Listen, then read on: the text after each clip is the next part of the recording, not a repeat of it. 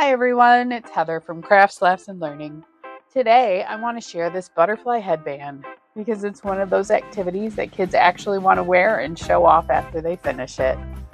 If you're looking for something that feels a little more exciting than a typical sit-down craft, this is a really fun option.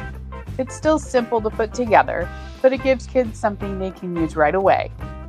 I like using something like this during spring themes, butterfly units, or even just regular craft time when you want something a little different. It also works really well for small groups because everyone can make their own version. One thing that really helps is letting kids make their own color choices from the start. Even if you have an example, letting them go down their own direction makes each headband feel a little more special and keeps them more interested while they're working.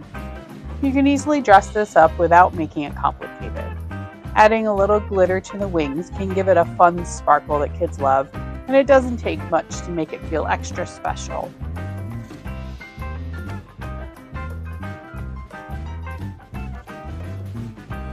Stickers are another really easy add-on. You can let kids decorate around the headband strip and add little accents to the wings, and it gives them even more ways to make it their own without needing a bunch of extra supplies. Another easy way to use this is to turn it into part of your day instead of just a standalone craft. Once they finish, they can wear it during story time, pretend play, or whatever you're doing next. It keeps the activity going without adding more work for you. It's also a great option for days when you want something hands-on, but not overly complicated. You don't need a lot of materials, and it's easy to adjust depending on how much time you have. If you want to stretch it out a bit, you can break it into steps. Maybe color one day, assemble another day, and then wear it after that. It helps keep things calm and manageable, especially with younger kids. And if you're working with different ages, this is one of those crafts that naturally works for everyone. Younger kids can keep it simple, and older kids can add more detail and really personalize it. If you'd like to use this with your kids, you can grab it through the link in the description below. And I'd love to know, what would your kids add to theirs? Glitter, stickers, or maybe something else? Let me know in the comments. Thanks for your time, and don't forget to like and subscribe for more crafts, laughs, and learning.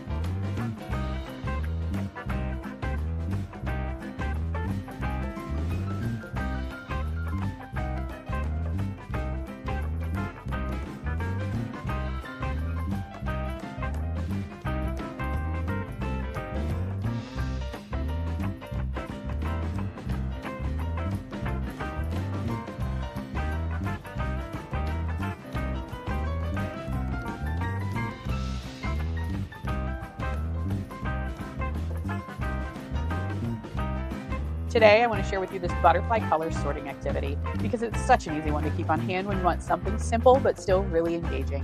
If you need something that keeps little hands busy without a lot of prep, this works really well. It's straightforward, but it still holds attention longer than you think. I like using something like this during table time or quiet time, especially on days when you just want something calm and easy to set up. It's also great as a quick in-between activity when you're transitioning from one thing to another. A helpful way to use this is to start with just one color at a time instead of putting everything out at once. Keeps things feeling a little less overwhelming and helps kids stay focused on what they're doing. You can also change it up depending on the day. Some days you might want to go through all the colors, and other days just pick one or two and keep it short and simple. Another easy idea is to talk through what they're seeing while they're working. You can point out the shapes, the colors, or just ask simple questions as they go. It keeps them engaged without turning it into anything complicated.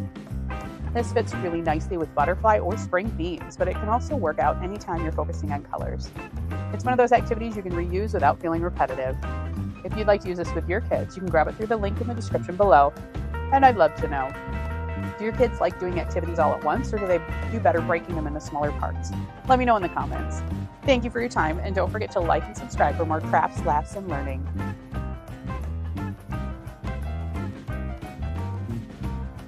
If you're looking for something simple that keeps kids busy and still fun, this is a really easy one to have on hand. These butterfly joke tracing pages mix tracing and coloring with jokes, so it doesn't feel like just another practice page. I like using these when you need something calm but still engaging.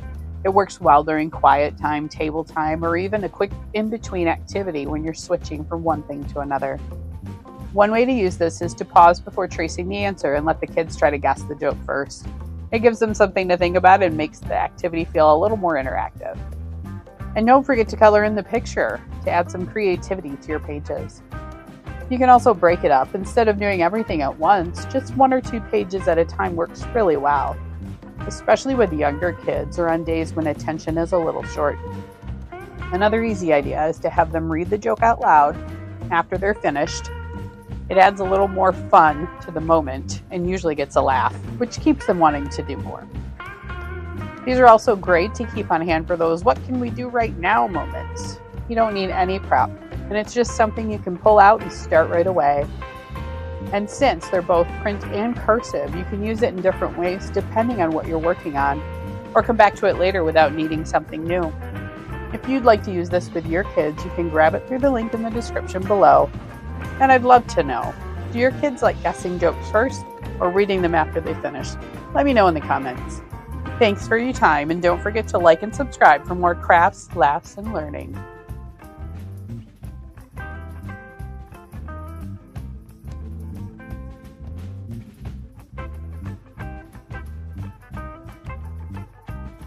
If you're looking for something simple that kids can make and actually use right after, these butterfly coloring cards are such a nice option. It's a really easy way to combine coloring with something a little more meaningful.